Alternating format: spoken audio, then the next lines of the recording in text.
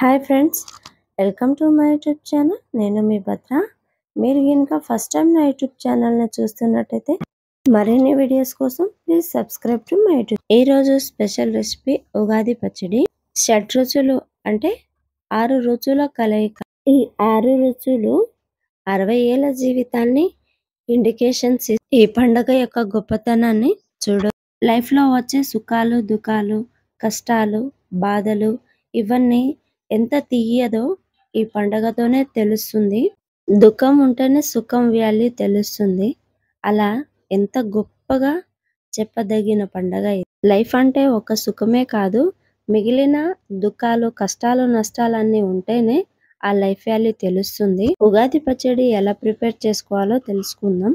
దీనివల్ల immunity power పెరుగుతుంది. నేను ఇక్కడ చింతపండు తీసుకున్నాను. మనం ఎంత క్వాంటిటీలో పచ్చడి ప్రిపేర్ చేస్తున్నామో తెలుసుకొని దాన్ని బట్టి చింతపండు తీసుకోవాలి. అది కూడా సీజన్లో వచ్చే కొత్త చింతపండు. ఈ కొత్త చింతపండును నానబెట్టుకొని రసం తీసుకోవాలి. ఒక్కో సీజన్లో ఆయా పండ్లు వచ్చే విధానాన్ని బట్టి దానికి ప్రత్యేక విశిష్టత ఉంది. ఇలా చింతపండు నానబెట్టుకొని రసం మొత్తం తీసుకోవాలి. దాంట్లో ఉప్పు, తీపికి గుర్తుగా బెల్లం యాడ్ చేసుకోవాలి. ఒక్కొక్కసారి బెల్లానికి బదులుగా తేనె కూడా యూస్ చేయవచ్చు. కారాన్ని ఇండికేషన్ చేస్తూ మిరియాల పొడి వేసాను. ఇంకా తర్వాత చేదుకి గుర్తుగా వేపాకు పూలు. ఈ వేపకాయ పూలు మంచిగా తీసేసుకొని వేసుకోవాలి. వగరికి గుర్తుగా మామిడికాయ, చిన్నగా ఉన్న లేత మామిడికాయని తీసుకొని ఇలా ముక్కలుగా చేసి కట్ చేసుకోవాలి. చాలా చిన్నగా ఉంటేనే బాగుంటుంది.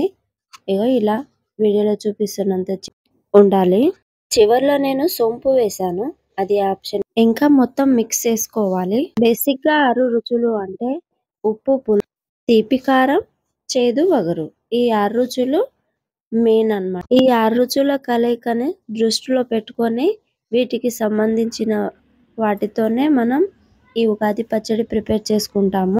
ఈ 6 రుచులు బేసిక్ గా అనుకొని ప్రాంతాన్ని బట్టి డిఫరెంట్ గా చేసుకుంటారు. Please like, share, subscribe.